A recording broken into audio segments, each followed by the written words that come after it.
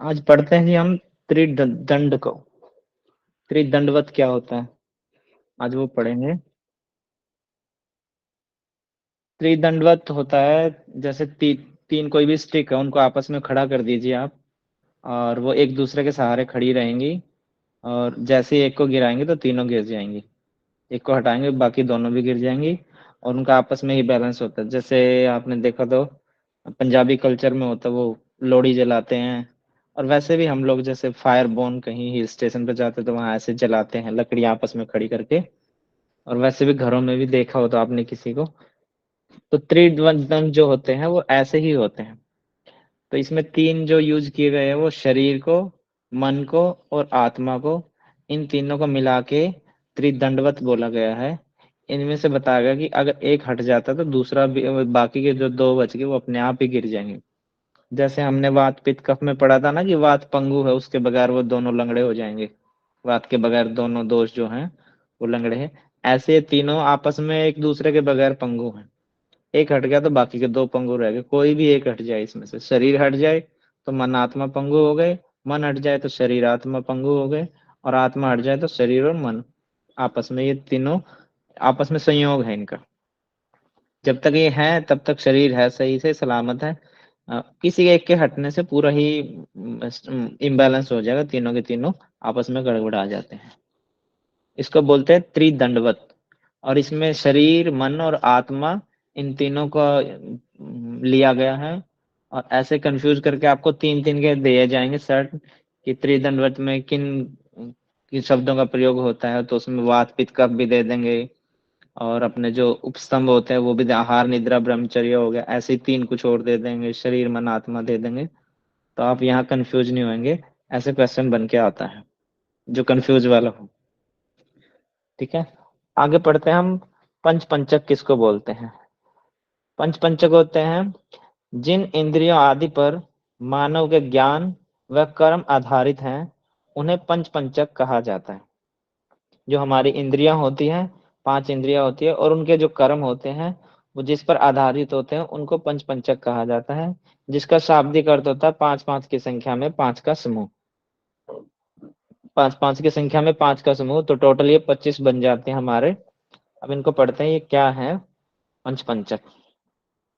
पांच हमारी इंद्रियां होती हैं।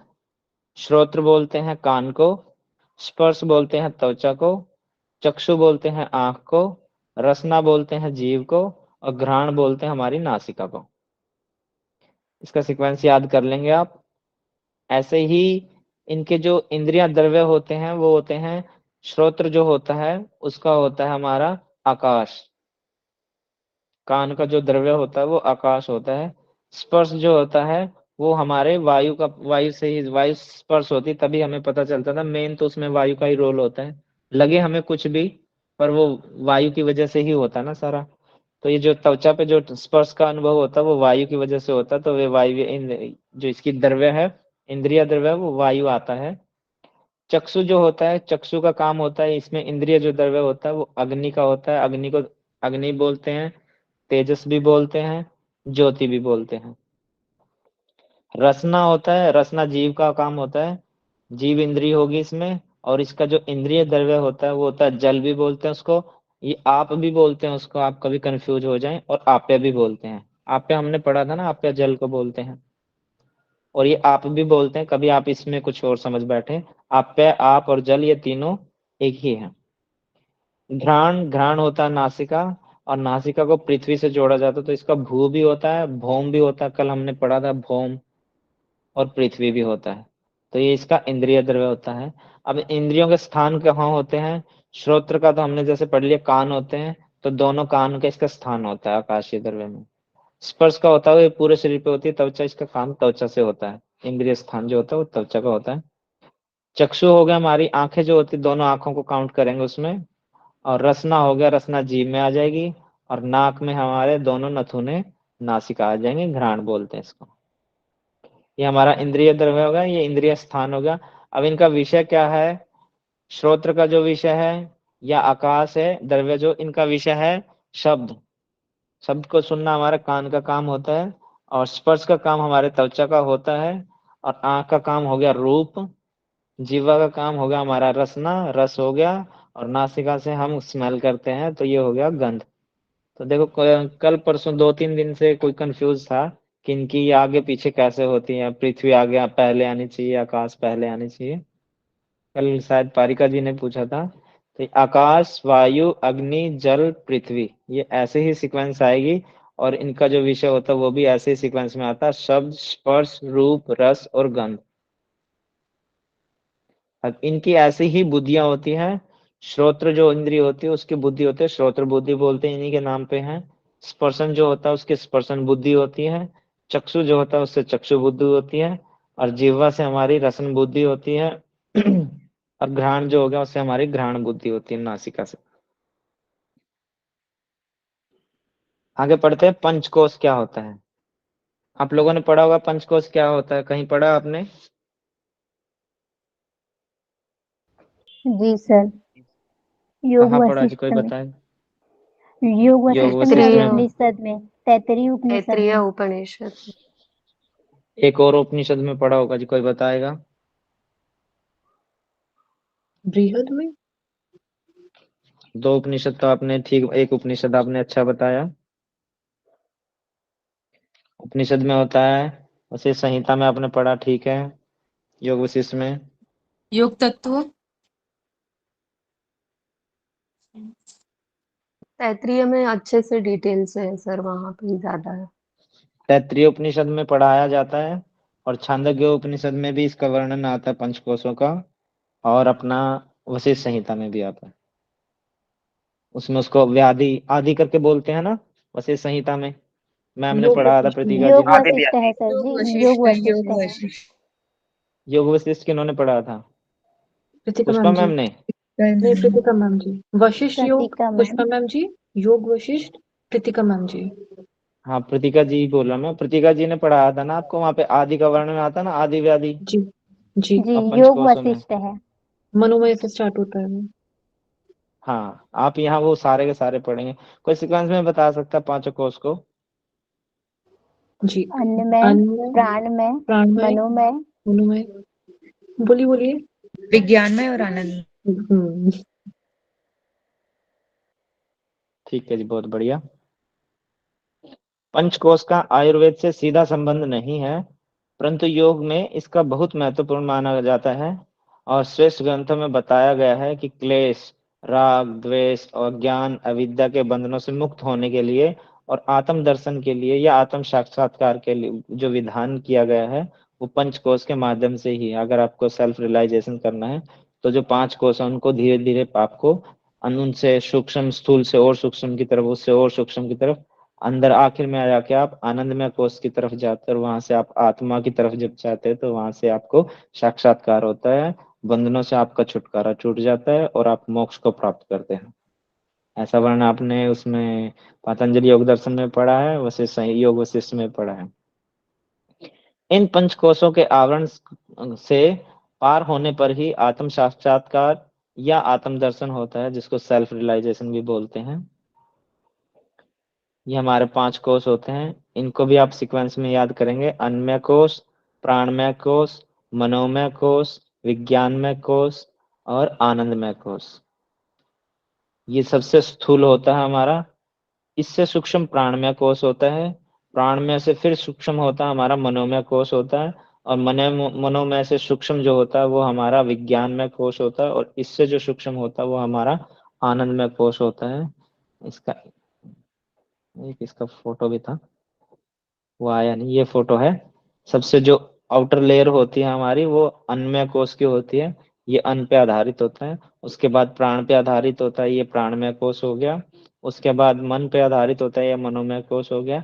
ये भी मन पे आधारित होता है, इसको विज्ञानमय कोश बोलते हैं। और ये आनंदमय कोश होता है, ये शायद बुद्धि पे आधारित होता है। और ये आनंदमय कोश होता है। और इसके बाद इसका जो स्थान बताया जाता है वो हमारा स्टर्नम के पास ही यहाँ से बताया जाता है, जहाँ हम नमस्ते करते हैं हाथ जोड़ के, स्टर्नम बोन के पास।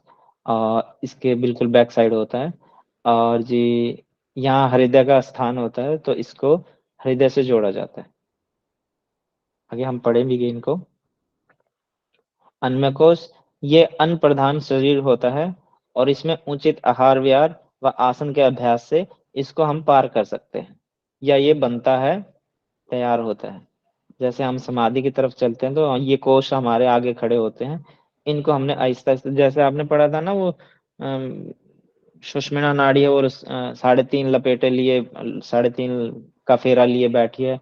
अब वो जब खुलती है उसके अंदर जब प्राण वायु जाती है तो वो फिर चक्रों का भेदन करते है, इस चक्कर पे आई, इससे फिर इस चक्कर पे आती है, फिर ऊपर जाते जाते वो चक्रों का भेदन होता रहता है और वो फिर जाके आखिर में हमारा ब्रह्म अंदर तक जाती है। ऐसे ही ये है, ये ऊपर जाती है, इनमें आपको अंदर की तरफ आना पड़ता है। तो ये अन्न प्रधान शरीर होता है। उचित आहार विहार से व आसन के अभ्यास से हेल्प मिलती है अन्नमय कोश में रहने की, या उससे थोड़ा और आगे चलने की। तो आगे चलते हैं तो प्राणमय कोश आ जाता है। प्राणमय कोश होता है, आप नाम से ही आप सजेस्ट कर सकते हैं इसको, ये प्राण प्रधान शरीर होता है और इसके अंदर प्राणायाम के अभ्यास से हम इस कोश को पार करके नेक्स्ट लेवल तक जा सकते हैं। आगे आता है हमारा मनोमय कोश, और मनोमय कोश जो होता है वो हमारा मन प्रधान शरीर होता है और इसमें हमारा मौन रहना व मुद्रा का अभ्यास ये ज्यादा फायदा करता है, हमें सहायता करता है, सहायक होते हैं ये दोनों, जो हमें आगे धकेलते हैं या नेक्स्ट लेवल को हम पा सकते हैं इनकी हेल्प से। आगे आता है विज्ञानमय कोश।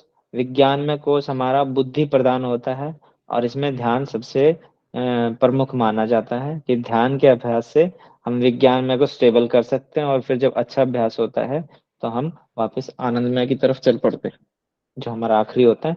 और आनंद में जो होता है उसमें आनंद प्रधान शरीर होता है और इसमें आनंद की अनुभूति होती है और यहाँ से आके फिर हमारे साक्षात्कार होता है। कुछ बोलते हैं कि यहीं पे आत्मा का वास होता है, कुछ बोलते हैं थोड़ा सा आगे, इसके बाद फिर हम आत्मा की तरफ पहुंचते हैं, कुछ बोलते हैं कि यही होता है, पर ज्यादातर जो बोलते हैं ग्रंथों में लिखा गया है वो आनंदमय कोश को ही यहीं से ही बोलते हैं कि यहीं से आदमी को सेल्फ रियलाइजेशन होता है, जैसे महात्मा बुद्ध जी को हुआ था।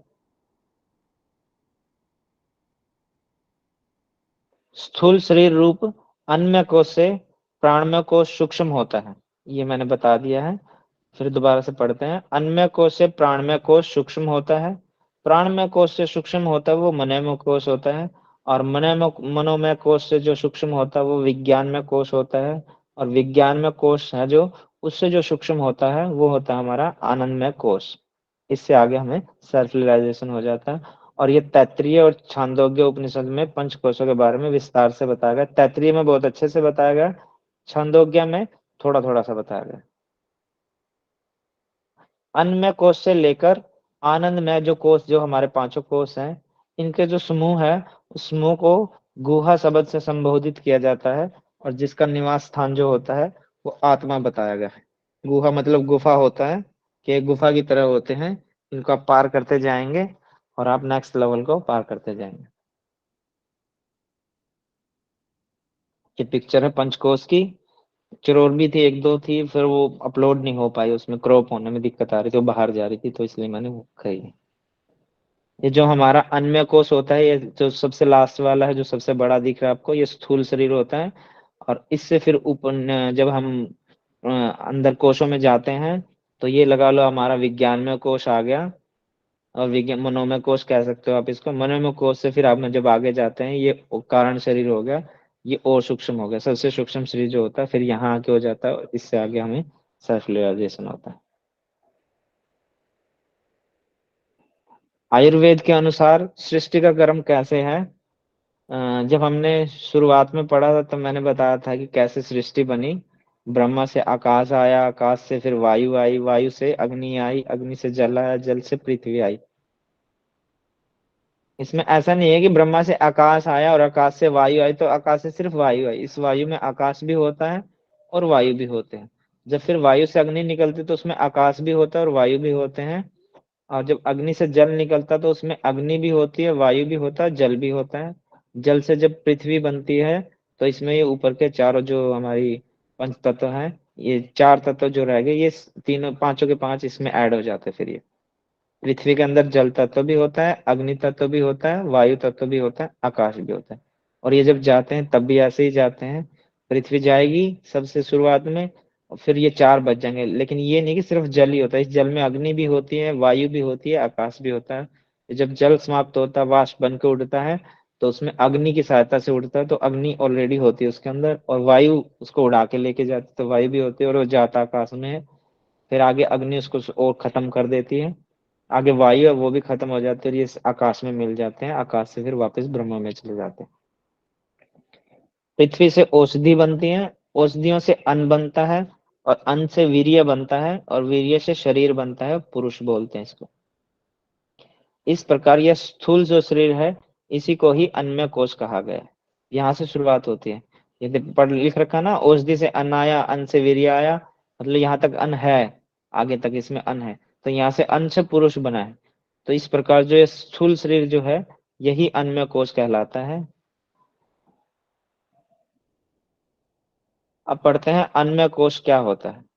अन्नमय कोश में जो है, जो प्रमुख तत्व होता है वो पृथ्वी होता है। होते सारे हैं, पर प्रमुख जो होता है, सबसे ज्यादा मात्रा जो होती है वो पृथ्वी तत्व की होती है। स्थूल शरीर, स्थूल से ही समझ सकते हैं आप। स्थूल मतलब पृथ्वी होता है, भारी, गुरु, ये गुण पढ़े थे हमने, ये सब आप यहीं से इसको समझ सकते हैं। स्थूल शरीर की रचना अन्न से हुई है, इसलिए इसे अन्नमय कोश कहते हैं। शरीर के स्वास्थ्य व रोग का संबंध मुख्यतः अन्न कोश से ही है। उचित आहार विहार से, षटकर्म से, औषधियों से, मुद्राओं से, आसनों के माध्यम से इसे सुदृढ़, सुडौल, सुंदर व इसे पार करने में सहायता मिलती है। किससे? अन्नमय कोश से। अब जब इसको पार करते हैं तो हमारा नेक्स्ट लेवल आता है प्राणमय कोश। प्राणमय कोश क्या होता है? प्राण का जो प्रवाह होता है वो अदृश्य होता है, उसको हम देख नहीं सकते, परंतु महसूस ही कर सकते हैं। परंतु स्थूल देह का जीवन प्राण पर ही आधारित होता है, और शरीर में जो यह प्राण होता है, यह नाड़ियों के माध्यम से प्रवाहित होता रहता है पूरी बॉडी के अंदर। देह की शक्ति, देह मतलब शरीर, देह की शक्ति व ऊर्जा का स्रोत प्राणायाम, प्राणमय कोश ही है। और प्राणमय कोश के जो 5 मुख्य घटक हैं, और इसके 5 मुख्य उपघटक हैं। इसका चार्ट था, वो मैंने ऐड करना भूल गया, मैं आपको दिखा दूंगा अभी। उसमें आपको 5 इनके मुख्य घटक होते हैं, और 5 उप मुख्य घटक होते हैं, वो आप पढ़ेंगे। चार्ट है वो, मैंने इसलिए लिखा नहीं, वो चार्ट मिल गया था मेरे को, वो मैं इसमें अपलोड नहीं कर पाया, याद नहीं रहा जी। आगे आता मनोमय कोश। मनोमय कोश के अंतर्गत 5 कर्मेंद्रियां आती है, वह अहंकार आता है। प्राण व मन एक दूसरे के पूरक हैं, एक को नियंत्रण करने से दूसरा अपने आप नियंत्रण में हो जाता है, और एक के चंचल होने से दूसरा अपने आप चंचल हो जाता है। मन के चंचल होने से मनोमय विकार पैदा होते हैं, और इन्हें योग वशिष्ठ में आदि के नाम से जाना जाता है। आपने ये लाइन कहीं और भी पढ़ी है, प्राण और मन एक दूसरे के पूरक होते हैं? किसी को कुछ याद आ रहा है कहाँ हट पढ़ी है? प्रदीपिका में पढ़ी है सर। हट प्रदीपिका हठ में जो प्रदीपिका में कहाँ समाधि, पढ़ी है जी? कौन जी से वो अध्याय में पढ़ी है? चौथे अध्याय उसमें चौथे अध्याय में जो समाधि वाला नादानुसंधान में। क्या पढ़ा जी वहां पे? ये एक दूसरे पर आश्रित रहते हैं, ऐसा पढ़ा है, मन और प्राण। और कहीं भी पढ़ा जी आपने इसको? योग शायद कुंडलिनी में कुंडलिनी भी है। उपनिषद में भी पढ़ा है कि वो उसका कारण वासना और प्राण और वासना। हठ प्रदीपिका में कहीं और भी पढ़ा आपने? बहुत हट- फेमस सूत्र है। अच्छा, चले बातें चले चित्त। दूसरे चले अध्याय के वाते चलम दूसरे चितम सूत्र। निश्चले निश्चलम भवेत। हाँ, योगी स्थान अपनोति तो वायु निरोध। सेकंड प्राणायाम का सेकंड श्लोक है। दूसरे अध्याय का दूसरे है ना अध्याय ये का शायद, एक दूसरे से श्लोक। दूसरा श्लोक है हाँ, दूसरे अध्याय। दूसरा श्लोक है ना, चले वाते चलम चितम, ये वही तो बात है ना। प्राण और मन एक दूसरे के पूरक है, एक के चलने पे दूसरा चंचल हो जाता है, एक रुक जाता है तो दूसरा भी रुक जाता है। अब आपने प्राण को चला लिया तो मन अपने आप चल पड़ेगा, मन को रोक दिया प्राण अपने आप रुक जाए, प्राण को रोक दिया मन अपने आप रुक जाए। जब योग निद्रा कराते हैं या मेडिटेशन करते हैं, तब वो बोलते हैं कि आती जाती सांसों पे ध्यान दे, लंबा गहरा सांस ले, लंबा गहरा छोड़े, धीरे से सांस ले। तो प्राण को इतना सूक्ष्म कर देते हैं, मन में अपने आप ही विचार आने बंद हो जाते हैं, प्राण मन हमारा अपने आप ही चंचल होना बंद हो जाता है। ऐसे या मन को रोक लो तो प्राण अपने आप रुक जाएगा, या ऐसे इसका अपोजिट समझ के देखें। जैसे मान लो हम कहीं जा रहे हैं, गाड़ी से, बाइक से, कैसे भी जा रहे हैं, या हम घर पे बैठे एक अचानक से किसी का फोन आ, कोई भी ऐसी शॉक न्यूज आई हमारे सामने, तो हमारी एकदम से हार्ट बीट बढ़ जाती है। जैसे ही हमारी प्राणवायु बढ़ी वैसे ही तरह तरह के ख्याल हमारे मन में आ जाते हैं, काश मैं वहां होता, उसको बचा लेता, उसको उठा के वहां ले जाता, अरे ये तो बात ही कुछ नहीं थी, मैं होता तो मैं उसको ये पॉइंट दबा देता, ऐसे कर देता, वो बच जाता, उसको तो कुछ भी नहीं था, इसमें तो करना ही कुछ नहीं था। तो तरह तरह के ख्याल आते हैं हमारे मन में। तो जैसे ही हमारी प्राणवायु बढ़ती है तो हमारे दिमाग के घोड़े भी दौड़ने लग जाते हैं। मनोमय कोष के लिए मौन धारण करना, धारणा जो होती है, धारणा के बारे में पढ़ा आपने पातंजलि योग सूत्र में, कोई बताएगा धारणा की क्या परिभाषा दी गई है?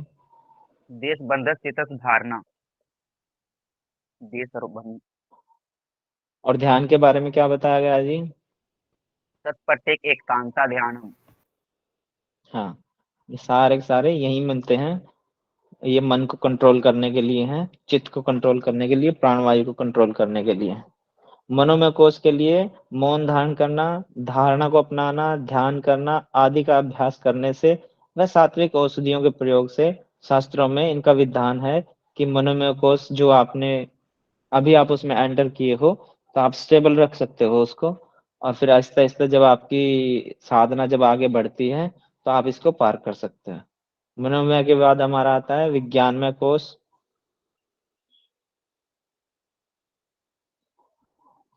विज्ञान में जो कोष होता है, विज्ञान में कोष में 5 कर्मेंद्रियां होती हैं, बुद्धि होती है और चित्त होते हैं। विज्ञान में से पहले हमने क्या पढ़ा है, कोई बताएगा? मनोमय कोष। मनोमय कोष में हमारे क्या क्या आए थे? 5 कर्मेंद्रिय और अहंकार। 5 कर्मेंद्रियां और अहंकार हमारा आया था। विज्ञान में कोष में 5 कर्मेंद्रियां, बुद्धि व चित्त आते हैं।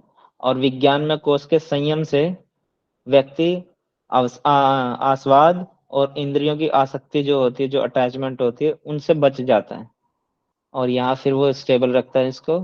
फिर नेक्स्ट लेवल उसका आता है आनंदमय कोष। इस कोष में प्रसन्नता, आनंद का स्वरूप, जीवात्मा का वास व अधिष्ठान है।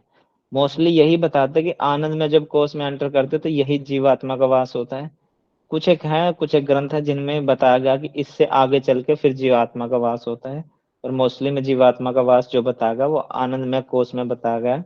अब इसको ध्यान रखेंगे, अगर पेपर में आता है तो जीवात्मा का वास कौन से कोष में होता है, तो आप यहाँ आनंदमय कोष लिखेंगे।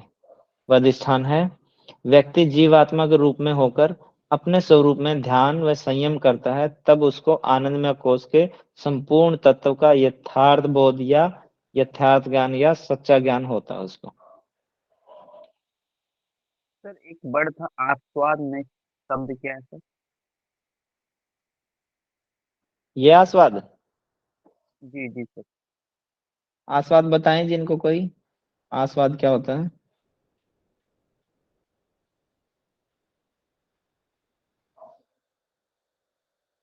ऐसे आस्वाद होता है जो हम भोजन करते हैं ना, 6 रस। उससे जो रस, 6 रस उनको बोलते हैं, षड रस, रस की अनुभूति बोलते हैं। मेन तो रस की अनुभूति आता है उसमें। अब वो रस कोई भी हो सकता है, वो मधुर भी हो सकता है, अम्ल भी हो सकता है, लवण भी, 6 में से कोई भी रस होता है, रस की अनुभूति होता है उसको ये बोलते हैं। रस अनुभव करने की शक्ति आ जाती है। हाँ, अनुभूति करना, अनुभव शक्ति आना एक ही बात है। ठीक है पवन जी? जी सर। जी, व्यक्ति का जो है उसकी रस की अनुभूति व इंद्रियों से आसक्ति, ये दोनों चीजों से बच जाता है। मतलब उसकी इच्छा नहीं रहेगी अब कि मेरे को मिठाई चाहिए, मेरे को ये ही चाहिए। ठीक है, और यहाँ से उसकी इंद्रियों से डिटैचमेंट हो जाएगी, जो उसको दृश्य दिखते हैं। और दृश्य दिखने शुरुआत में जो हमारी गड़बड़ होती है, हमने मैथुन में भी पढ़ा था, दृश्य करना, उस चीज का फिर चर्चा करना। शुरुआत में दृश्य ही होता है, दृश्य से फिर विचार आता है, और विचार जब आता है फिर वो वाणी में भी आता है और वो कर्म में भी आता है हमारे। तो जो इसकी जड़ होती है वो दृश्य ही होता है। इंद्रियों से आसक्ति हो से उनसे बच जाएगा। अब पढ़ते हैं आनंदमय कोष। इस कोष में प्रसन्नता, आनंद का स्वरूप, जीवात्मा का वास, अधिष्ठान ये होता है, और व्यक्ति जीवात्मा के रूप में होकर अपने स्वरूप में ध्यान संयम करता है, तब उसको आनंदमय कोष के संपूर्ण तत्व का सच्चा ज्ञान होता है।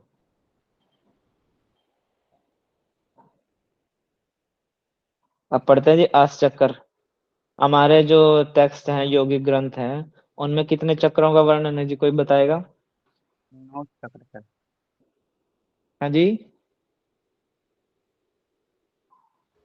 कितने चक्रों का वर्णन कोई बताएगा हमारे? 7 होते हैं सर ब्रह्मरंध्र तक। मोस्टली 6 चक्कर ही पढ़ाए जाते हैं हमारे योगिक ग्रंथ में। षट चक्र कहीं हैं कहीं है कि 7 षट चक्कर ही होते हैं मोस्टली, 7 कहीं मिलेगा आपको रेयर। 9 द्वार होते हैं हमारे। 9 द्वार पता है किसी को? जी सर। हम्म, जी सर। दो दो आँख हो जाएगी सर, 2 कान हो जाएगी, एक 2 आँख हो जाएगी, 2 कान होगा, 2 चक्षु हो जाएगी सर, एक नाभि हो जाएगा और अरे एक 2 जन। आंख हो जाएंगी, 2 चक्षु हो जाएंगी। अब बार बार वही रिपीट कर रहे हो, चक्षु आंख ही तो होती है। सॉरी सर, मिस्टेक हो गया सर आज। और एक नाभि हो जाएगी, एक जननेंद्रियां हो जाएगी, एक गुदाद्वार हो जाएगा और एक ब्रह्मरंध्र। 2 आंखें होती है, 2 कान होते हैं, 2 नाक होते हैं। कितने हो गए जी? 6। अच्छा सर। 6 हो गए। 2 आंख, 2 कान, 2 नाक, और हमारा यूरिन वाली जगह और सर एक स्थूल मुख वाली छोड़ जगह, देना सर। एक मुख होता है। तो आप तो ब्रह्मरंध्र भी काउंट कर रहे हो ना उसमें, वो कहाँ से हो गया? है आपका ब्रह्मरंध्र? आने जाने का रास्ता है कुछ? सर ऐसा बताया जाता है कि उसे भी बोला गया है। बताया, वो तो ज्ञानी ध्यानी लोगों का होता है जी। वो ना सर 11 में जो बोलते हैं उसमें आएगा। ब्रह्मरंध्र जो होता है, जो ज्ञानी लोग होते हैं, उनका जो प्राण निकलता है वो वहां से निकलता है।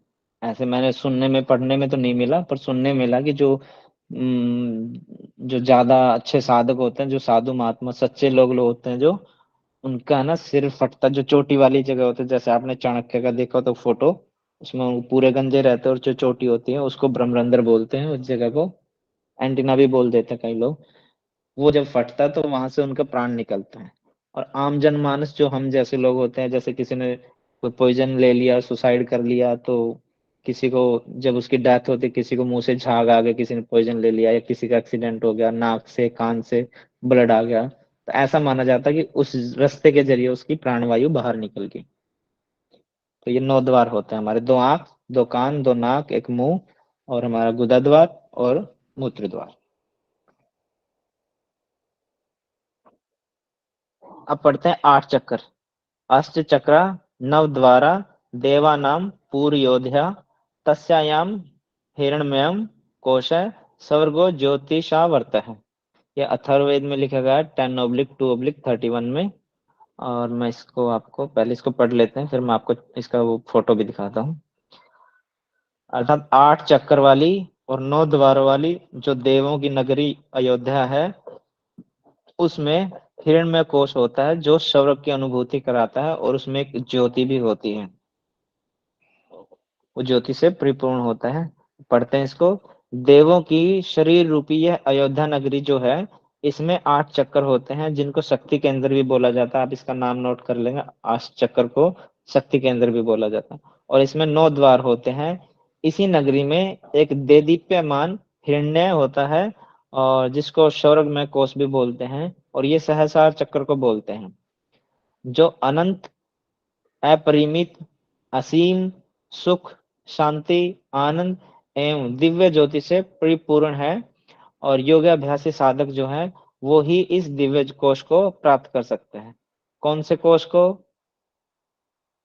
दिव्य कोश। आनंदमय। आनंदमय कोश। अच्छा। स्वर्ग में कोश को। ठीक है जी। सहस्त्रार। सहस्रार चक्कर को, पर यहाँ लिखा है इस दिव्य कोश को प्राप्त कर सकते हैं। वो तो जो हमारे वो कोश से पंच कोश, वो तो टॉपिक खत्म हो गया ना, अष्ट चक्कर वाला आ गया। अब अष्ट चक्कर की परिभाषा में ये लिखा गया ना, 8 चक्कर वाला, 9 द्वार वाला, ऐसी देवों की अयोध्या नगरी है जिसमें एक हिरण्मय कोश होता है, उसको स्वर्ग में कोश भी बोलते हैं, सहस्रार चक्कर भी बोलते हैं। और वो उसको स्वर्ग की अनुभूति कराता है। उसमें जो ज्योति होती है, वो ज्योति हमारी परिपूर्ण होती है, वो असीमित होती है। देखो ये लिख तो रखा ना इसमें, कहाँ गई? एक दिव्य ज्योति होती है। इस दिव्य कोश को जो प्राप्त कर सकता है वो योगी अभ्यासी साधक ही है। ये चक्र भौतिक शरीर से संबंधित अवश्य हैं, परंतु इन चक्रों का संबंध शरीर के अंत की जो इंद्रियां होती हैं, हमारी आंतरिक इंद्रियां होती हैं, शक्तियों के केंद्र से है। इन शक्ति केंद्रों से निकली ऊर्जा शरीर को जीवनी शक्ति प्रदान करती है, और जब शरीर मर्त होता है तो ये शक्तियां स्वतः ही विखंडित हो जाती है। जैसे हम 8 चक्कर पढ़ते हैं ना कि ये चक्कर होते हैं, पर जब व्यक्ति की डेथ होती है तो ये अष्टचक्र है वो अपने आप ही ब्रह्मांड में मिल जाते हैं, उसके अंदर को नहीं रहता, ऐसा पढ़ने में आता है। इसका चक्कर तो ये का लाइन समझ नहीं आई। हाँ हाँ पढ़ाते हैं जी आपको। ये अष्टचक्र होते हैं, ये मनस चक्कर है, ये नहीं पढ़ाया जाता, और सहस्रार चक्कर ये भी नहीं पढ़ाया। आज्ञा चक्कर तक होता है हमारा, मूलाधार चक्कर, स्वादिष्ठान चक्कर, मणिपुर चक्कर, अनाहत चक्कर, विशुद्धि चक्कर, आज्ञा चक्कर। मोस्टली हमें ये 6 तक पढ़ाया जाता है, और फिर 7वां अगर पढ़ाते तो इसको सहस्रार चक्कर भी बोलते हैं, ब्रह्मरंध्र भी बोलते हैं। और जो मनस चक्कर होता है ये बड़ी मुश्किल से ढूंढी है, ये मनस चक्कर होता है। ये 8 चक्कर होते हैं। इसका आप स्क्रीनशॉट लेना चाहें तो स्क्रीनशॉट ले सकते हैं।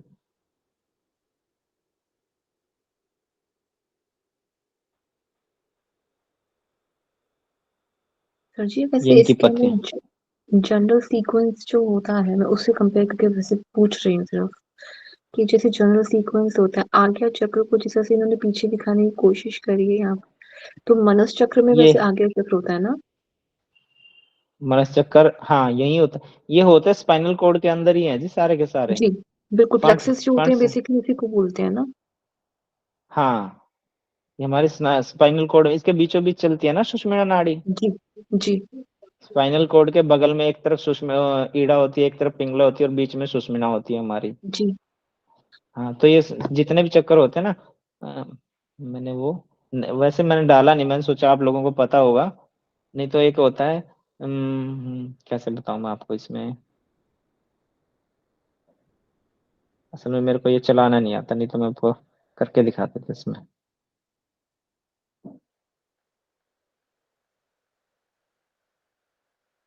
छोड़ते हैं इसको, मैं आपको फोटो भेज दूंगा, उसमें आपको समझ में आ जाएगा, या मैं कल समझा दूंगा ओके आपको अच्छे से। जी। हाँ, कोई कह रहा था आखिरी लाइन समझ में नहीं आई, क्या कुछ कह रहा था कोई? मैं ही थी, मेरे को वो समझ नहीं आया था चक्र कैसे खत्म हो हाँ, जाते हैं ब्रह्मांड में। वो बताते हैं आगे, इनका एक्सप्लेन है ना पूरा, उसमें समझ में आ जाएगा आपको। जी अष्टचक्रों में प्रदर्शित पंखुड़ियों के रंगों की वैज्ञानिकता। जो आप ये फोटो देखेंगे, इसमें जो आपको दिख रही है ना ये पंखुड़ियां टाइप सी, अब ये जी पंखुड़ियां देखने में ऐसे लगती है जैसे ये ट्रायंगल शेप के, इसमें 3 ट्रायंगल दिख रहे हैं, इसमें आपको सिंगल ट्रायंगल दिख रहा है, इसमें मून टाइप सा दिख रहा है, इसमें 4 पत्तियां लग रही हैं आपको, ठीक है ना, इसमें 2 पत्तियां हैं, अंदर ट्रायंगल है, ये टोटली मून जैसा हो गया। इसमें 12-13 चक्कर पंखुड़ियां लगी हुई है। इनको पढ़ते हैं, पंखुड़ियां क्या है, इनका वैज्ञानिक कारण क्या है। पंखुड़ियां वास्तव में चक्कर के चारों ओर विद्यमान जो सूक्ष्म नाड़ियों का समूह है। ये नाड़ियां होती हैं, जैसे ऐसे क्रॉस करती है एक दूसरे को नाड़ी। जैसे मान लो आप दिल्ली तो सभी लोग गए होंगे ट्रेन में, तो वहां पे बहुत सारे ट्रैक होते हैं। एक ट्रेन भोपाल से आई, वो दिल्ली आई, दिल्ली से होके हरिद्वार चली गई। ऐसे ही कोई ट्रेन जयपुर से आई, वो दिल्ली आई, दिल्ली होके चली गई। ऐसे कोई हरियाणा से आई, क्रॉस करके वो भी हरिद्वार चली गई। ऐसे कोई लखनऊ से आई दिल्ली, दिल्ली से फिर वो चली गई। ऐसे कोई दिल्ली से चली, वो चली हरिद्वार, हरिद्वार से होके वापस वो पंजाब की साइड चली गई। तो ये जब आपस में क्रॉस करती है ना, जो पॉइंट बनता है, जैसे जंक्शन बोल देते हैं, ऐसे समझने के लिए जंक्शन मान सकते हैं हम इसको। तो जो जंक्शन होता है वहां चक्कर बन जाता है। अब समझ में आया आपको? जी जी ठीक है ना, जहां से बहुत सारी नाड़ियां आपस में क्रॉस होके एक इधर से उधर गई, कोई इधर से उधर गई, कोई इधर से उधर गई, जो जो सेंटर होता है जहां वो टच करती हैं आपस में, ओवरलैप होके चलती हैं, तो उस जगह को हम चक्कर बोलते हैं। और वो बाधाएं होती है, उनको खोलने के लिए बड़ी मेहनत पड़ती है, वो फिर आगे जाके फिर बाधा होती है, फिर आगे जाके बाधा होती है। ऐसे ही हमारे अष्टचक्र होते हैं। इनकी जो पंखुड़ियां उनके बारे में पढ़ते हैं, उनके रंगों की क्या वैज्ञानिकता है। पंखुड़ियां वास्तव में चक्कर के चारों ओर विद्यमान सूक्ष्म नाड़ियां जो होती हैं उनका समूह होता है। ये जो मैंने बताया ना कि ये क्रॉस करके इधर गई, एक इधर गई, ये जो नाड़ियां बन गई ना, एक फील्ड बन गया इनका, तो उस फील्ड को बोलते हैं हम चक्कर। और ये पंखुड़ियों का जो वास्तव में चक्कर के चार ओर का जो विद्यमान सूक्ष्म नाड़ियों का जो समूह है, ये नाड़ियां स्नायु मंडल, जो हमारा नर्वस सिस्टम नहीं है, जो हम सोचते हैं कि ये नाड़ियां वो वाली नाड़ियां हैं जिससे ब्लड सर्कुलेट होता है या वायु चलती है, वो वाली नाड़ियां नहीं होती, ये विजिबल नहीं होती, सिर्फ इनको महसूस ही किया जाता है। जैसे आपने शिव संहिता में पढ़ा होगा, तो कितनी नाड़ियां बताई गई शिव संहिता में, कोई बताएगा? शिव संहिता में 35 लाख नहीं, वो 3.5 लाख। 3.5 लाख। 3.5 लाख। 3.5 लाख। और बाकी ग्रंथों में कितनी बताई गई है?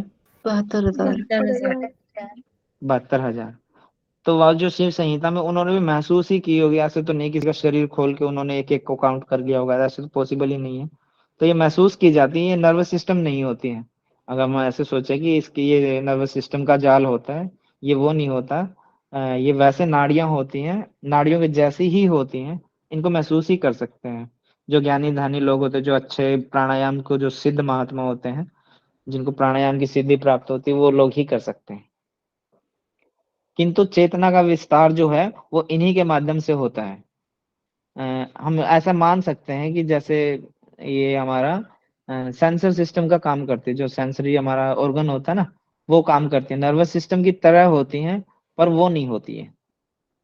जैसे हमने पढ़ा था कि पित्त और अग्नि एक जैसे नहीं होते, पर उसकी से होते तकरीबन सेम है, पर पित्त अलग होता है और हमारा अग्नि अलग होता है। ऐसे ही ये है, नर्वस सिस्टम अलग होता है और ये जो विद्यमान सूक्ष्म नाड़ियां होती हैं ये अलग है, पर तकरीबन इनका काम वही होता है, चेतना को जागृत करने का, इधर से उधर मैसेज को पहुंचाने का। पर ये मैसेज थोड़ा सा अलग होता है, जो हमारा आध्यात्मिक मैसेज होते हैं वो होते हैं इसके अंदर। यहाँ नाड़ी का अर्थ प्रवाह है, और जिस तरह विद्युत में हमारा पॉजिटिव और नेगेटिव जो प्रवाह चलते हैं, क्या बोलते हैं इनको, आयन, हाँ जी। आयन बोलते हैं ना, पॉजिटिव नेगेटिव जो प्रवाह होते हैं, हाँ, धनात्मक साथ साथ ऋणात्मक। होते हैं।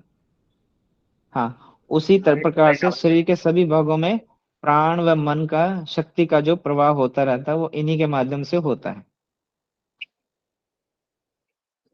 अभी चार्ट नहीं आएगा, सर, उसमें आप समझ जाएंगे। हाँ जी, हाँ जी, ये बोलिए। ये आयोनिक, आप आयोनिक जो चार्ज है उसके हिसाब से कह रहे हैं, पॉजिटिव नेगेटिव? जैसे कोई भी इलेक्ट्रिक वायर होती है, उसके अंदर से करंट फ्लो होता है, वो जी हमें दिखता नहीं, सिर्फ महसूस ही हो सकता है। जी। और ना हमें उसमें ये दिखता कि ये पॉजिटिव कौन सा है, और महसूस होने में भी ये नहीं पता चलता कि अब हमने कैच किया वायर को, तब हमें पॉजिटिव था या नेगेटिव था, ये भी नहीं। सिर्फ हम उसको महसूस कर सकते हैं, देख नहीं सकते। ऐसी इसी तरह से ये होती है। ओके, इसी समझ प्रकार गई। शरीर जी। के सभी भागों में प्राण व मन की जो शक्ति है, उसका प्रवाह होता रहता है, और वो इन सूक्ष्म नाड़ियों के माध्यम से होता है। ये नर्वस सिस्टम नहीं होता, पर उसके जैसा ही होता है। अब क्लियर है जी? जी परफेक्ट सर। जी।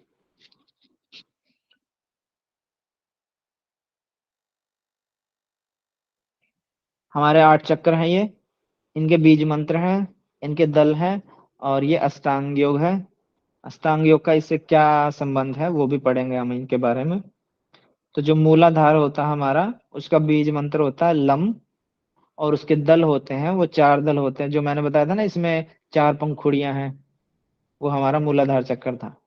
ये नीचे से चलेंगे हम, और जी इसमें होता है, इसका जो काम होता है मूलाधार चक्र का, वही हमारा यम का काम होता है।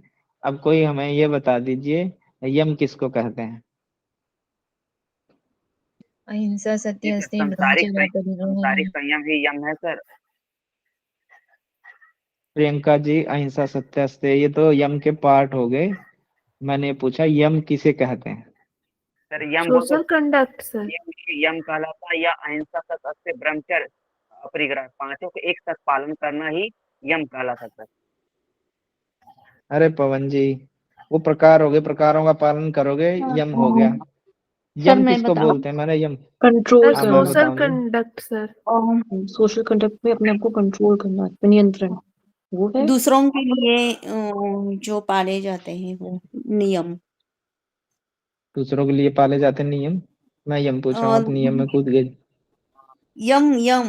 पारिका ने पारिकानी जी ने कुछ बताया था, सोशल कंडक्ट कैसा करके कुछ किसने बताया था? सोशल कंडक्ट समाज में हम कैसे रहे इसके बारे में जो पहले बताया है पतंजलि ऋषि ने, यम। उसको बोलते हैं यम। शरीर की बाह्य शुद्धि। सर इसमें एक ये भी तो होता है, जो आउटर, जो बाहरी इंद्रियों से जो हम ग्रहण कर रहे हैं, वो वाला जो कंट्रोल है, वो भी हाँ, यम में ही ये आता है। हमारा है ना? सामाजिक कार्य पे निर्भर करता है हमारा यम। जी। ठीक है, तो इसमें देखो यम में आता है अहिंसा, सत्य, अस्तेय, ब्रह्मचर्य, अपरिग्रह। इसमें थोड़ा सा ब्रह्मचर्य को लगा लो कि वो अपने लिए होता है, बाकी सब चीजें हम सोशल के समाज के लिए करते हैं इसमें, यम में जितनी भी होती है। तो जो सामाजिक कार्य होता है वो यम के अंतर्गत आता है। ठीक है जी, मूलाधार चक्कर से वही काम होते हैं जो हमारे यम से काम होते हैं। अब आता है स्वादिष्ठान। स्वादिष्ठान चक्कर जो होता है उसका जो बीज मंत्र होता है वो वम होता है, और उसका जो दल होता है वो 6 दल का होता है, और उसका कार्य होता है जो नियम का कार्य होता है। अब मेरे को कोई एक मेंबर बता दीजिए नियम की परिभाषा क्या है? सर पर्सनल कंडक्ट है ये तो। आंतरिक शुद्धि बोल सकते हैं सर। आंतरिक शुद्धि भी बोल सकते हैं, पर्सनल कंडक्ट भी बोल सकते हैं, व्यक्तिगत हमारा जो गुण होता है वो भी बोल सकते हैं। वो सामाजिक कार्य में आएगा या हमारा व्यक्तिगत कार्य में आएगा? हाँ, सर हैंड रेज कर इसको रखा ऐसे जी भी किसी ने, रिलेट क्या कर नाम है? सकते हैं। हाँ जी। हाँ जी, इसको ऐसे रिलेट कर सकते हैं, जो हम अति दैविक, अति आध्यात्मिक और अति नहीं, आदि भौतिक। भौतिक नहीं, ऐसे नहीं कर, नहीं नहीं, वो तो दुख में नहीं आएंगे करें। जी। नहीं, वो तो दुख नहीं होते हैं, वो नहीं, लेकिन अगर उनका जो अभाव हमारे ऊपर पड़ रहा है, सॉरी, प्रभाव जो हमारे ऊपर पड़ रहा है, उससे वो तो बचने दुख के ही हो लिए। गए जी, उससे तो गलत ही पड़ेगा, उनका तो प्रभाव जो भी पड़ेगा। जी, तो यम से तो दूर हाँ, करेंगे, यम नियम से हम उनको दूर करने की कोशिश नियम करते में हैं। सिर्फ हमारी अंतर शुद्धि और बाह्य शुद्धि ये दोनों आएगा, यम, स्व के हाँ जी, लिए है। नियम से। और पतंजलि ने पहले खुद से पहले हम समाज के बारे में सोचे, इसलिए पहले यमों को रखा, फिर उसके बाद नियमों को रखा है। हो गया जी क्लियर पारिका जी? हाँ जी, पवन जी? क्लियर। ठीक है जी। उसके बाद आता है मणिपुर चक्कर। मणिपुर चक्कर जो होता है उसका जो बीज मंत्र होता है वो रम होता है। आप इसको सीक्वेंस में याद कर लेंगे, एक बारी में होता है। आप इसकी ट्रिक बना लीजिए, कैसे बना लीजिए, लव कर करके, रयम करके, हम करके, ओम करके, या जो भी आप इसको बनाना चाहें वो कर लीजिए। ये इसको भी सीक्वेंस में याद कर लिए, बीज मंत्र याद हो गया, ऐसे इसको सीक्वेंस में कर दिए, ये आपको याद है। मणिपुर चक्कर होता है उसका बीज मंत्र होता है रम, और इसके दल होते हैं वो 10 दल का होता है ये। और इसमें जो होता है, जो इससे फायदा मिलता है मणिपुर चक्कर से, वो वही फायदा मिलता है जो हमें आसन से फायदा मिलता है। अब एक मेंबर कोई बता दिए आसन से क्या फायदा मिलता है? स्थिर सुखम आसनम, आचार्य मनुदिन चला। स्थिरता, आरोग्यता, दृढ़ता। दृढ़ता। ठीक है जी, यही फायदा हमें मणिपुर चक्कर से मिलता है। आगे है इसके बारे में, वो आपको पढ़ने में आ जाएगा, मैं समझाऊंगा आगे, और चार्ट है। आगे आता है जी अनाहत चक्कर। अनाहत चक्कर का जो बीज मंत्र होता है वो यम होता है, और इसमें 12 दल होते हैं। और अनाहत चक्कर से हमें शरीर में वही फायदे होते हैं जो प्राणायाम से होते हैं। प्राणायाम से क्या फायदे होते हैं कोई बता दीजिए? प्राणों का विस्तारीकरण होगा सर। ये लाघवम। तो प्राणायाम की परिभाषा होगी ना। लाघवम, हल्कापन। पवन जी इतने चंचल क्यों हो रहे हो आप? ऐसे तो गलत हो जाएंगे सारे क्वेश्चन आपके। जहाँ मैं परिभाषा पूछ रहा हूँ आप इसके प्रकार बता रहे हो, जहाँ प्रकार पूछ रहे हैं वहां आप इसका परिभाषा बता रहे हो। प्राणायाम का फायदा वो आप प्रकार उसका गुण बता रहे थे, इससे फायदा क्या होता कोई बताएगा? ततक्षीयते प्रकाशावर और धारणा सूचे योग्यता मनस। अरे षटकर्म में भी पढ़ा होगा आपने, सप्त धातु, क्या लाघव, है सप्त साधन में गृहण संहिता में पढ़ा है ना आपने, सप्त साधन जो होते हैं। षटकर्मणा शोधनाम च आसनेन भवेत् दृढ़म् मुद्रया स्थिरता च प्रत्याहारेण धीरता प्राणायाम लघवम च। भूल हल्कापन गए? सर, हल्कापन तो सर। घेरन ऋषि के अनुसार प्राणायाम से अंग लाघवम होता है। पाचन जल के हाँ, वहां से धारणा के लिए तैयारी हो जाती है प्राणायाम से, तो धारणा के अलग लिए अलग तैयारी बुक हो में। जाती है और प्राणायाम का खुद का भी है। हाँ, सही कह रहे हो आप, धारणा के लिए तैयार हो जाता है। और क्या फायदा होता है प्राणायाम से? हल्कापन, आवरण, लाघव करते हैं और आ, अविद्या का जो आवरण है उसका क्षय हो जाता है। हाँ, तो यही फायदे अनाहत चक्कर से होते हैं। अनाहत चक्कर कहाँ होता है हमारा? हृदय में। हृदय। हृदय में, ठीक है ना। और इससे देखो अविद्या का नाश होता है ना, बुद्धि जागृत होती है उससे हमें। और ऐसा बोला भी जाता है जो आपके दिल की बात होती है वो सच्ची बात होती है, वो आखिरी डिसीजन होता है आपका, लास्ट डिसीजन। सुनो सबकी, करो अपने मन की, सबकी राय लो, पर आखिर में करना वो चाहिए जो आपकी अंतरात्मा बोलती हो, आपका हृदय बोलता हो। क्लियर है जी सभी का? जी। आगे आता है विशुद्धि चक्कर। और विशुद्धि चक्कर का जो बीज मंत्र होता है वो हम होता है। इसके जो दल होता है वो 16 दल का होता है। और इससे हमें प्रत्याहार की अनुभूति होती है, प्रत्याहार के जैसी अनुभूति होती है। प्रत्याहार से क्या फायदा होता है, कोई बताएगा?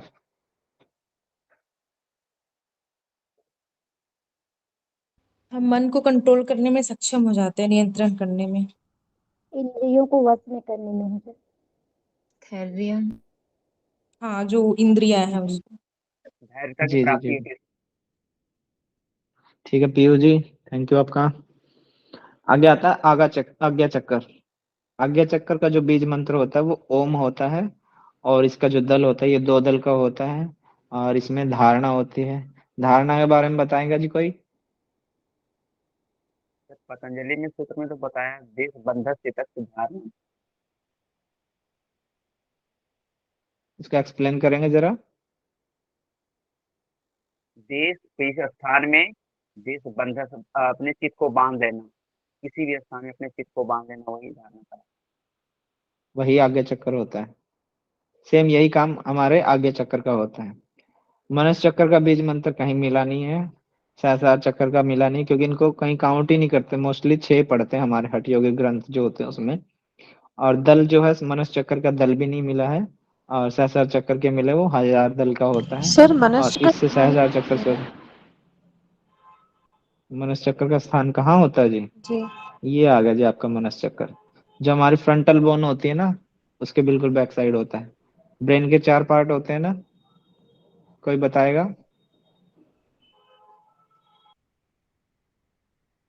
Frontal, parietal, occipital. ये तो बोन होती है ना। फ्रंटल तो फ्रंटल बोन, फ्रंटल पीछे। हाइंड ब्रेन, मिड ब्रेन अधिक और मस्तिष्क, मध्य मस्तिष्क पर ऐसा बोलते हैं। आपने कपाल रंध्र पढ़ा जी कहीं? कपाल रंध्र, कर्ण रंध्र, कपाल रंध्र नहीं। नहीं पढ़ा? गिरण्य साहित्य संहिता में में पढ़ा पढ़ा है है। सर। अच्छा वैसे पढ़ा, मुझे लगा एनाटॉमिकली कह रहे हैं आप। नहीं, एनाटॉमी में नहीं। कहीं पढ़ा आपने? कर्ण रंध्र होता है, कपाल रंध्र होता है। गिरण्य जी संहिता। गहन संहिता में। हाँ, कपाल रंध्र ये यहीं पे होता है ना, अंजलि में पानी लेके थपथपी करते जी हैं, जी। ठीक है ना। बिल्कुल इसके नीचे यहाँ हमारा मनस चक्कर होता है। और थोड़ा ऊपर लगा लो, ये, रुक जा, ये होता है हमारा, ठीक है। और जो टॉप में होता है हमारा, जो मैं बता रहा था, जैसे चाणक्य जी होते हैं, और भी जितने भी आपने ऋषि मुनि देखे होंगे जो मुंडन करके रखते हैं और एक चोटी रहती है उनकी, वो चक्कर वो ये एंटीना। होता है, सहस्रार चक्कर। एंटीना कह लो, ये सहस्रार चक्कर होता है। ये 2 चक्कर ऊपर के ये मोस्टली काउंट नहीं किए जाते, 6 चक्कर ही काउंट किए जाते हैं। और ये पता नहीं क्यों गूगल से अपलोड भी नहीं हो रही थी इमेज, मैंने मिल तो गई थी पर अपलोड ही नहीं हो रही थी। अब वो पता नहीं क्यों नहीं अपलोड हो रही, हो सकता है ये इसमें 2 ऐड कर रखे इसलिए नहीं हो रही, पता नहीं क्या रीजन था। बड़ी मुश्किल से फिर ये कहीं से और से जुगाड़ करा इसका। ठीक है जी, मनस चक्कर कहाँ होता है, मिल गया आपको? सहस्रार जो चक्कर होता है उसके 1000 दल होते हैं। और इससे हमें समाधि की अनुभूति होती है। ये आखिरी चक्कर होता है, इसमें जाके हम समाधि में निर्लिप्त हो जाते हैं, जो हमारी असंप्रज्ञात समाधि बोलते हैं ना उसको। असंप्रज्ञात, हाँ जी, 2 तरह की समाधि होगी ना, संप्रज्ञात और असंप्रज्ञात। हाँ, जो सबसे आखिरी में होती निर्बीज है वो है वो असंप्रज्ञात। असंप्रज्ञात। निर्वीज समाधि। असंप्रज्ञात समाधि होते हैं जो निर्बीज समाधि होती है। जी। तो यहाँ आके हमें सहस्रार चक्कर में आके उसका अनुभूति होती है। ओके। ठीक है, अब इनको एनाटॉमी से भी जोड़ के देखते हैं, कौन से चक्कर का कहाँ स्थान होता है और उससे संबंधित कौन से ग्लैंड होते हैं, कौन सी ग्रंथि पर उसका इम्पैक्ट आता है और उससे कौन से रोग होते हैं और कौन से उसमें तंत्र होते हैं, हमारे सिस्टम होते हैं जो उसमें सहायक होते हैं या जो उस इफेक्टिव होते हैं। पहला चक्र होता है हमारा मूलाधार। मूलाधार का जो स्थान होता है वो हमारा मेरुदंड का मूल भाग होता है। ठीक है, और वहीं पे हमारा कौन सा ग्लैंड होता है, कोई बताएगा? एड्रेनल। Adrenal adrenal. ग्लैंड। अब आप यहाँ से इसका वर्क पढ़ लो, इसका काम क्या होता है। अगर आपने थोड़ा बहुत एनाटॉमी याद है तो आपको आगे का पढ़ने की कोई जरूरत नहीं है। इससे संबंधित जो विकार होंगे वही होंगे। अब इससे संबंधित जो काम होता है, इसका क्या क्या काम होता है, कोई बताएगा? स्ट्रेस को कंट्रोल करता है, बीपी को कंट्रोल करता है, हमारे ब्लड रेगुलेशन को कंट्रोल करता है, सॉल्ट को कंट्रोल करता है। जितना भी एक्सक्रीटरी चीजें होती है एक्सक्रीशन तो। एक्सक्रिएशन का काम होता है वो इसी के अंतर्गत होता है ना। जी जी। हाँ, और इसमें हमारा देखो एक्सक्रिएशन के काम रुक जाएंगे, मोस्टली मूत्र विकार लिखा गया है इसमें, और हमारा किडनी का काम जो होता है वो भी रुक जाएगा। तो ये दो रोग होते हैं, और इसमें तंत्र जो होते हैं जो सहायक होते हैं वो एक्सक्रिएटरी सिस्टम होता है और रिप्रोडक्टिव सिस्टम होता है, क्योंकि वो उसी के अंदर आता है ना। ये वृक्क रोग कौन से होते हैं? किडनी। वृक वृक मतलब किडनी होती है किडनी। जी। ओके। ठीक है ना। अब इसमें आप स्टोन भी लिख सकते हो, कुछ भी है, इसका चार्ट आप खुद बना सकते हो। मेन मेन से मैंने लिख दिए हैं। तो इस ट्रैक के अंदर जो भी विकार होंगे वो सारे इसी के यहाँ लिखे जाएंगे। और जो इनमें तंत्र जो यूज होते हैं हमारे सिस्टम, वो एक्सक्रिएटरी सिस्टम होता है और रिप्रोडक्टिव सिस्टम होता है। मेरुदंड का जो मूल भाग होता है उसको रूट चक्कर भी बोलते हैं, मूलाधार को, और जिसका स्थान होता है उसको रूट चक्कर बोलते हैं। ठीक है जी। आगे आता है हमारा स्वादिष्ठान चक्कर, वो होता है हमारा नाभि के नीचे, और उसको सेक्सुअल सेंटर भी बोलते हैं। और ये होता है हमारा एड्रिनल ग्लैंड, फिर से आ गया। और इससे रिलेटेड जो भी रोग होते हैं वो जननांग रोग हो गए, हमारा उत्तक विकार हो गए जो हमारे टिश्यू से रिलेटेड हो गए, और बंध्यत्व। बंध्यत्व को बता सकता क्या होता है बंध्यत्व? इनफर्टिलिटी, बच्चा वगैरह ना होना वो। जिसको बांझपन बोलते हैं ना, तो जी। ये बंध्यत्व के अंदर आता है। ठीक है, तो इससे इसके वही काम होंगे, वही रोग होंगे इससे। और इसमें जो तंत्र होते हैं जो हेल्प करते हैं हमारे सिस्टम, वही आएंगे। तो इसमें रिप्रोडक्टिव सिस्टम, या तो इसकी वजह से रोग होगा या इस रोग की वजह से ये अपना काम करना बंद कर देगा या और स्लो हो जाएगा। तो रिप्रोडक्टिव सिस्टम हो गया हमारा, एक्सक्रिएटरी सिस्टम हो गया, ये यूं के यूं सेम हो गया। सर इसमें उत्तक फिर विकार है तो उसमें धातु को भी तो टीसू बोलते हैं ना हम लोग, उसी में ही आ टिश्यू जाएगा। उत्तक एक ही तो, हाँ टिश्यू उत्तक एक ही तो होते हैं, वो इंग्लिश में हो गया, ये हिंदी में हो गया। हाँ हाँ सर, वही उसमें सप्त धातु आते हैं, उसमें वही आ जाएगा क्या करके पूछ रही हूँ। हाँ, तो फिर शुक्र धातु आ तो गई, टिश्यू दो हो गए इसके अंदर। ठीक तो जी है। सर, ठीक है सर, ठीक। ठीक है ना। इंग्लिश में टिश्यू बोलते हैं, हिंदी में उत्तक बोलते हैं। स्पेस नहीं था, फिर वो बिल्कुल खिचड़ी बन जाती चार्ट की। इसलिए मैंने जो जो ठीक ठीक सा लगा वो मैंने लिख दिया जी। मैंने सोचा आप यहाँ से समझ जाएंगे रिप्रोडक्टिव ओके सर। सिस्टम से। हाँ हाँ जी सर, जी सर। ओके जी। इससे ऊपर चलते हैं, हमारा आता है नाभि में मणिपुर चक्कर, उसका स्थान होता है नाभि, और इसको हम बोलते हैं सोलर प्लेक्सिस, और बोलते हैं इसको लंबर सेंटर्स। जहाँ से हमारी लंबर स्टार्ट होती है ये वहां पर होता है। कितनी लंबर होती है हमारी बॉडी के अंदर, कोई बताएगा? 7 L1 to L। 7। 5 है सर। 5 होते हैं, कॉकस L1 और to सेक्रम L5। एक। 7, 12, 5, 1, 1, 5। Yes yes.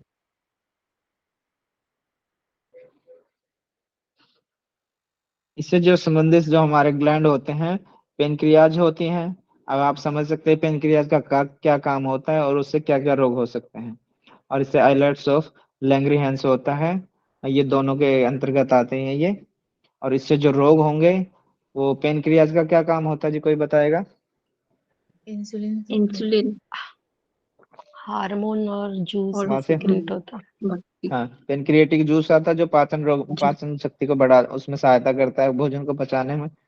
तो पाचन से रिलेटेड जो रोग होंगे वो इसके अंतर्गत आ जाएंगे।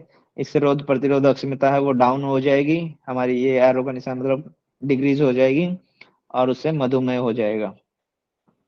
और ये किसके अंतर्गत आता है? ये आता है हमारा डाइजेस्टिव सिस्टम के अंतर्गत।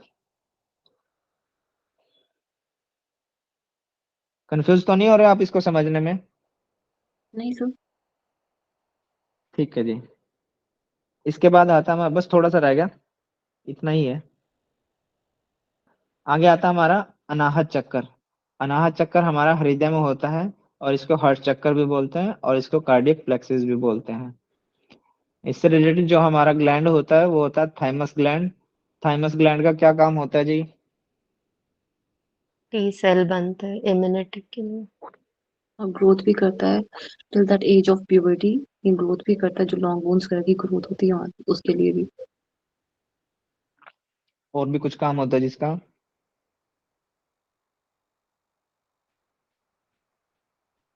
थाइमस ग्लैंड का?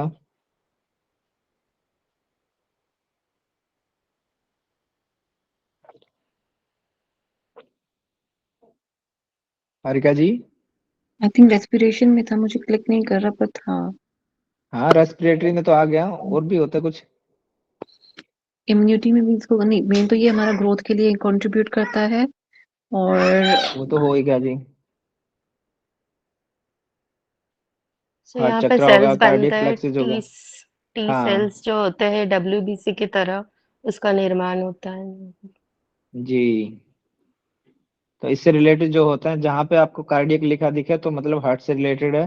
तो उसमें रोग पूछे जाएंगे तो हार्ट से रिलेटेड रोग होंगे, फायदे होंगे वो आपका हार्ट से रिलेटेड जो भी आपने लिखना। जहाँ कार्डियक आ गया तो हार्ट की बात हो रही है, आप वहां से समझ सकते हैं।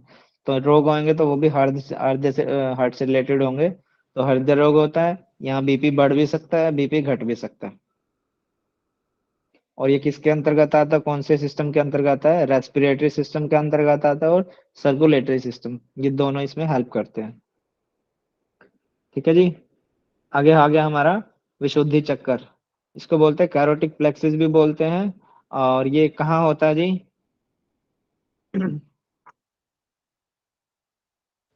गले पे। कंठ में होता है। कंठ में होता है, भूल गए सारी चीजें।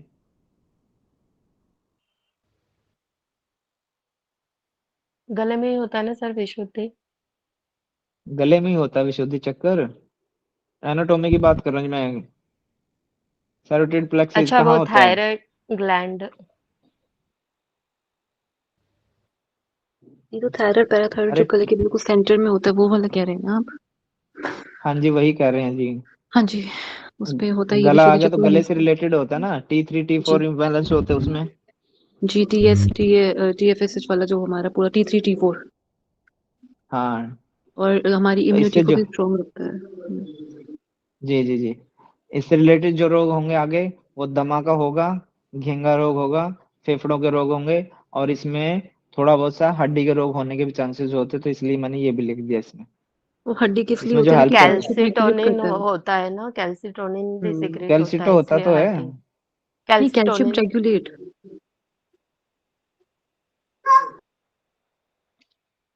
कंफ्यूज हो गए जी। कैल्सिटोनिन एक्चुअली हार्मोन भी होता है सर, जो कैल्शियम को ब्लड ब्लड के हाँ लेवल में कंट्रोल करता है। तो उसके हाँ लिए जी। वो हाँ, हड्डियों के रोग आ जाएंगे इसमें।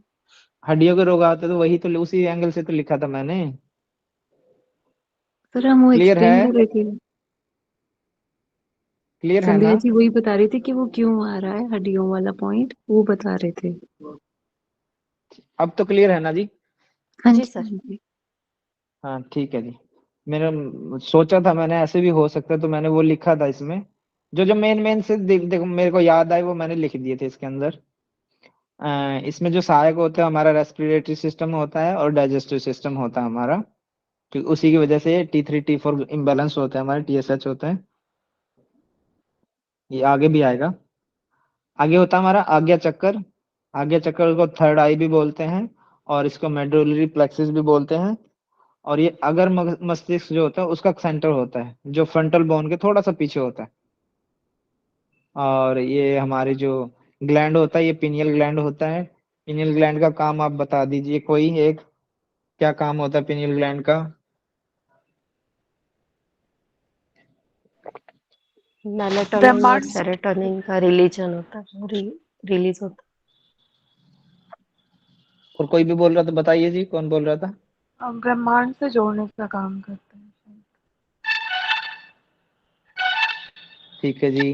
पारिका जी अपना पक्ष रखिए सर आप भी। हाँ जी सर, एक्चुअली मेरे हाथ में बेबी है, तो क्या क्वेश्चन था? पिनियल ग्लैंड का क्या वर्क होता है जी? पीनियल ग्लैंड जो हमारी ऑलमोस्ट हर चीज के लिए ही यूज होता है। पीनियल ग्लैंड जो हमारा मेजरली यूज होता है, ये जो थर्ड आई चक्रा जो होता है ना, इसमें ध्यान लगाने का, ये कई जगह पे एज अ इंटरमीडिएट भी काम करता है। ठीक है ठीक है, okay okay okay. Sorry sorry. इससे जो रोग होते हैं, मूर्छा रोग होते हैं, पक्षाघात होता है, अवसाद होता है। पक्षाघात बताएंगे कोई, क्या होता है पक्षाघात? है। लकवा वगैरह बोलते हैं ना जिसे। पैरालाइज को बोलते हैं। ठीक है, तो आप इसको नोट में लिख लीजिएगा। आपको अगर ये थोड़ा सा हिंदी के वर्ड कुछ होते हैं ऐसे कंफ्यूज करने वाले, तो पक्षाघात के आप ब्रैकेट में लिख लीजिएगा, पैरालाइज लिख लिया। अवसाद क्या होता है, कोई बताएगा? डिप्रेशन। ये डिप्रेशन होता है।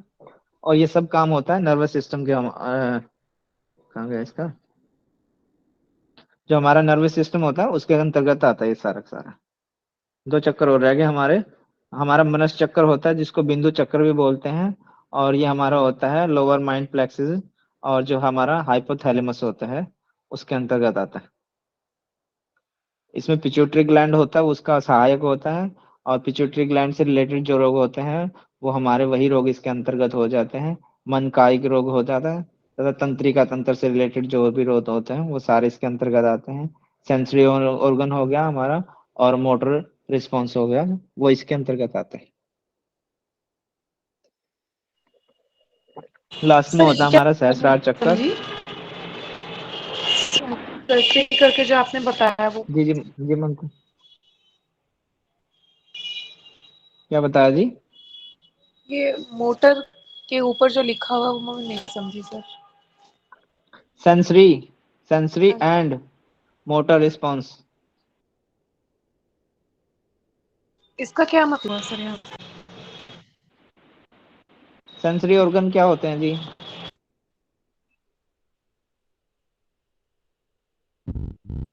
शरीर के विभिन्न भागों से जो ब्रेन की तरफ ले जाते हैं वो संदेश को, उसे। और मोटर ब्रेन से रिस्पॉन्स जो कौन से होते हैं? ब्रेन से ऑल पार्ट्स आएगा उसे मोटर रिस्पॉन्स। ये तो एंड का सिंबल लिख दिया मैंने, वो गलती से, वो जल्दबाजी में ऐसा बन गया। इसको तो भूल जाओ आप, यहाँ पे आप कॉमा लगा सकते हो। मोटर रिस्पॉन्स क्या होते हैं जी?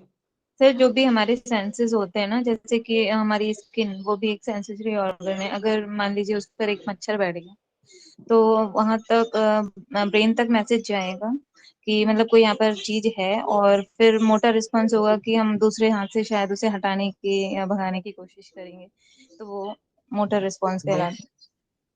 मोटर रिस्पॉन्स वो होता है जो रिस्पॉन्स ब्रेन से आता है। सेंसरी रिस्पॉन्स वो होता है जब हम अपनी सेंसरी जो ऑर्गन से, या टच, आंख, इससे जाता है।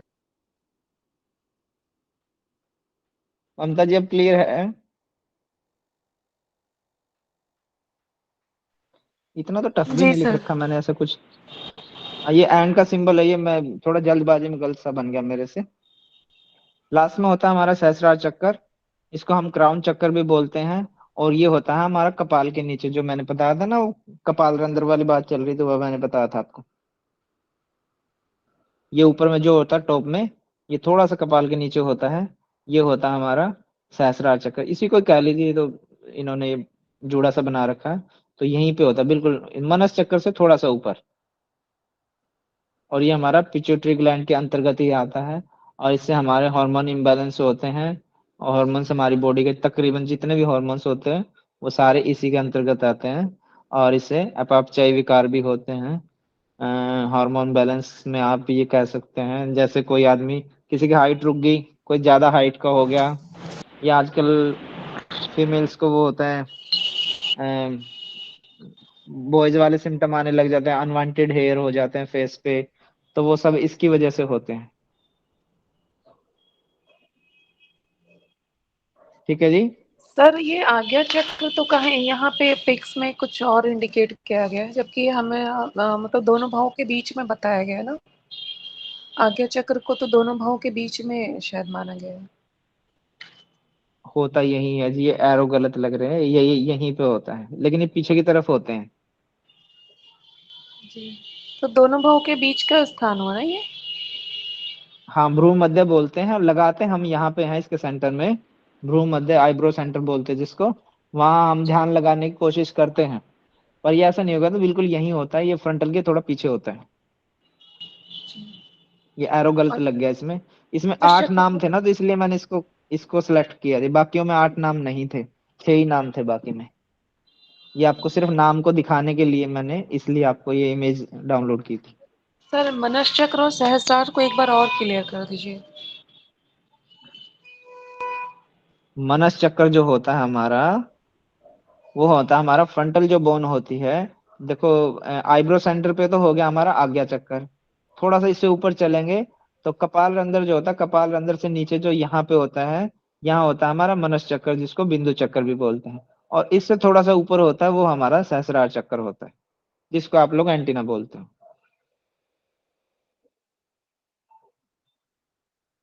यहाँ से कह रहे हो क्या आप एक्सप्लेन करने की? सर वहीं से। पिक्चर से देखो, सबसे पहले हमारा मूलाधार चक्कर होता है, वो हमने पढ़ा था, जो स्पाइन का हमारा जो रीढ़ की हड्डी का मूल होता है वहां पे होता है। उससे ऊपर चले स्वादिष्ठान चक्कर होता है, इसमें लिखा तो था सारा, देखो ये नाभि के नीचे का भाग जो होता है, यहाँ पे हमारा स्वादिष्ठान चक्र होगा। फिर उससे ऊपर आए, मणिपुर चक्र होगा, हमारे नाभि में होता है। अब नाभि से रिलेटेड वहां पे देखो, नाभि के आसपास क्या क्या कार्य होते हैं हमारे, तो पाचन का कार्य होता है, सबसे मेन तो वही होता है। बाकी वहाँ पेनक्रियाज हेल्पफुल होती, तो पेनक्रियाटिक जूस निकलता है उससे, अगर वो नहीं पचेगा तो पाचन रोग हो गए, पच गया तो ठीक है, नहीं तो फिर उससे डायबिटिक हो जाएंगे। और ये पाचक पेनक्रियाज का काम हो गया, तो ये डाइजेस्टिव सिस्टम के अंतर्गत आ गया। इससे ऊपर चले, अनाहत चक्कर आ गया, वो हृदय के अंदर होता है, हमारा स्टर्नम बोन जो होती है उसके नीचे होता है थोड़ा सा। उससे आगे आए, विशुद्धि चक्कर होता है, ये हमारे गले में होता है, इससे हमारे थायराइड पैराथायराइड ये इम्बैलेंस होते हैं, T3 TSH4 T4 ये होते हैं। इससे ऊपर चले गए, आज्ञा चक्कर आ गया जी, आज्ञा चक्कर हमारा आईब्रो सेंटर पे बोलते हैं, पर वो आईब्रो सेंटर से थोड़ा सा पीछे की तरफ होता है। ये नहीं कि आप मतलब, ये जो हमारी स्किन होती है यही है, थोड़ा फ्रंटल बोन के पीछे की तरफ होता है, थर्ड आई भी बोलते हैं उसको। उसके ऊपर होता है मनस चक्कर, आज्ञा चक्कर से थोड़ा सा ऊपर जो हमारा कपाल रंध्र से थोड़ा सा नीचे, और जो कपाल रंध्र वाली जगह होती है, वो बिल्कुल, जो देखा था आपने छोटे बच्चे का सिर, जब देखेंगे आप किसी छोटे बच्चे का, तो उस जगह वो बिल्कुल ऐसे होती है, बहुत सॉफ्ट होती है वो जगह। और बताते हैं कि छोटे बच्चे को कभी सिर में नहीं मारना चाहिए, इसीलिए नहीं मारना चाहिए, वहां से बेहोश भी हो सकता है बच्चा। Hello sir. जी जी बोलिए। हाँ, वो जो मनस्चक्र है ना sir, Bihar school of yoga का जो स्वामी सत्यरामा का किताब है, उसमें जहाँ पर ऑक्सीपिटल लोब और पैराइटल लोब ऐड हो रहा है बीज वाला आसन पर, जहाँ पर चोटी रखा जाता है, ब्राह्मण लोग ठीक क्या रखते हैं ना, वहाँ पर वो चक्र जी, है, उसका नाम है चंद्रबिंदु चक्र है, जहाँ पर occipital lobe and parietal lobe add हो रहा है, वो संधि स्थल में रहता है। हाँ, बस उसी संधि जगह स्थल में पे। रहता है ना, तो यहीं पे तो ऐड होती है सर वो। हाँ हाँ हाँ, यस, उसका नाम चंद्रबिंदु यही मैं चक्र। बोला ना। हाँ, वो कपाल रंध्र से थोड़ी सी नीचे होती है, वो यहीं पे यस ऐड यस होती है, यस बोन्स हमारी। यस। संधि जो जोड़ होता है संधियों का, वो यहीं पे तो हाँ, होता वो है हमारा। ऑक्सीपिटल लोब और पैराइटल लोब के बीच में होता हाँ, ये ऑक्सिवल होगी, हमारी टेम्पोरल है। होगी, ये ओके सेंटर ओके। में होता है। इससे ऊपर हमारा सहस्रार चक्कर होता है। कल मैं 2-3 पिक्चर और लेके आऊंगा आपके लिए, उनसे आपको अच्छे से समझ में आ जाएगा।